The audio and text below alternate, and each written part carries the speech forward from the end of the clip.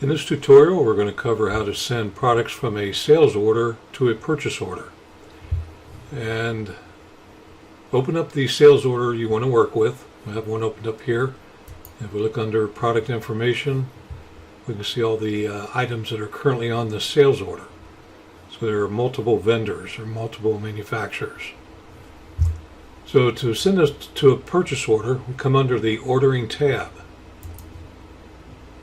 And when the tab opens up, you can see we have a place up here for the ship to information. If you're going to send it to the job site that's listed at the ship to information here, then leave it the way it is. Make sure you put an address in. You can also select how you want it shipped, what to say best way. Now if you want it shipped to your place of business instead of going to the job site, come over here to this checkbox where it says ship here. And by checking that, it will fill in your company name and address.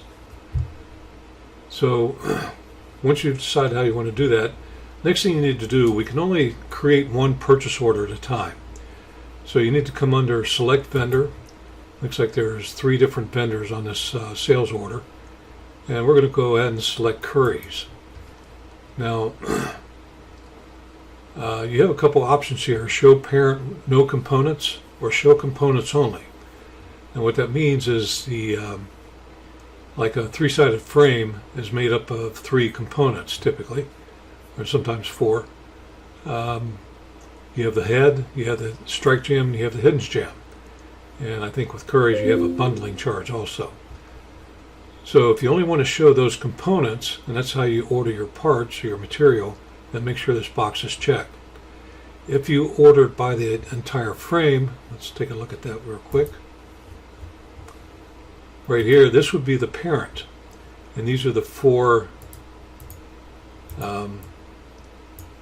components that make up that one frame. So this would be the parent. This would be the parent with no components, so you can order it that way, or you can order it just by the components. So either way. So come back and reselect Currys. Now to get the part numbers, click this button, Get Part Numbers. And that loads all the Currys products that are currently on this sales order. Now if you want to send everything to one purchase order, just leave this box here blank. You can check this box, select all. You can see it's automatically checked the boxes. This will be the number, the PO number, that when it's created, it'll be in this field column here. This will show you how many are currently in stock, how many are committed, how many are on order, and what the quantity is on this particular order. So you can see for the components, you don't have a quantity because you have the comp total quantity over here, or the comp quantity.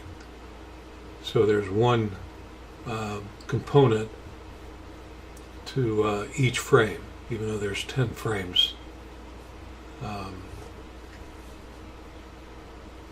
Yeah, it looks like a total of 10 frames. All right, then if you want to scroll over, you can check to make sure everything looks correct. These are the, now it doesn't have a retail price for components. Now it will send the cost to the purchase order, which doesn't show up here. All right, so you can also be selective. Let's go ahead and check this again. That unchecks everything. Maybe you only want to send just the doors. So we'll check this box and this box. And what that'll do is create a purchase order with just those doors on it. If you want to send them to an existing PO number, you'll type that PO number in this box, and then you'll click Send a PO. And anything that's checked, it will send to that PO. Or if you leave it blank, it'll create a new PO. So we're going to leave it blank. We'll click Send a PO. You can see there it entered the PO number that it created. And it says when the PO opens, verify all information is correct. So just check out the purchase order when it opens. Make sure everything's filled in correctly. The ship to, and maybe when you want it shipped, ASAP or whatever. And take a look at the products. and make sure the correct products are entered on the purchase order. So now you can send this purchase order out, mail it, email it, fax it, however you send out your purchase orders.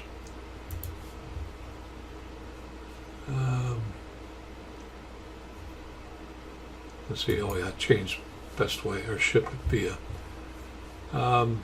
Okay, so now let's say we come in a couple days later and we want to go ahead and send the rest of the items to a purchase order.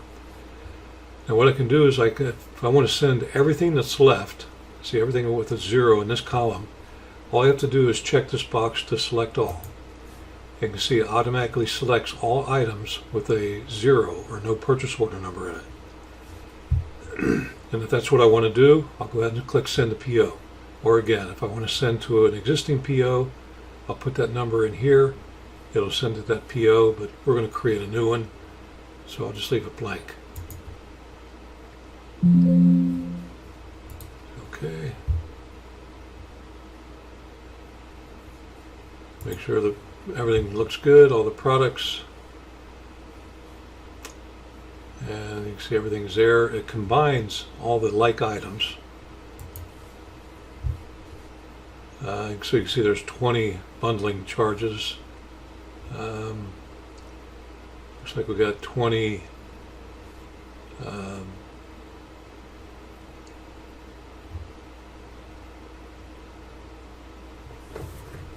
well, we need to make a correction on some of our parts here. I'll take care of that later. This should be a head from this field. But this is an old sales order, so no telling what happened. Okay, so but anyway, make sure everything looks correct. So I'll go ahead and close that.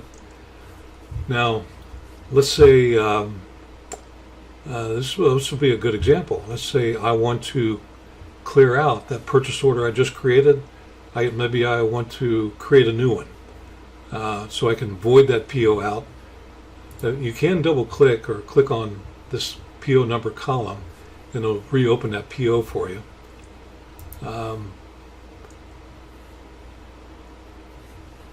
come back over here. So if I wanted, I could delete the purchase order or I could void it, either way, whatever you want to do with it. So maybe I want to correct that, or just I don't want that going out, so I'll go ahead and delete it. Now, to clear out these numbers and this column here, all I have to do is take this number 74859 and come up here, 74859, and I'll click on select all, and you can see it checked every box that has 74859 in it. And now what I can do is clear that purchase order. And it tells me, are you sure you want to remove the PO number? This will not delete the actual PO. So you have to take care of that manually through the purchase order. But will allow you to send this or these items to a new PO. So I'll say yes. And you can see it cleared out that PO number field. Now I can create a whole new purchase order number or purchase order for these items. Or if I want to split it up or whatever the reason might be.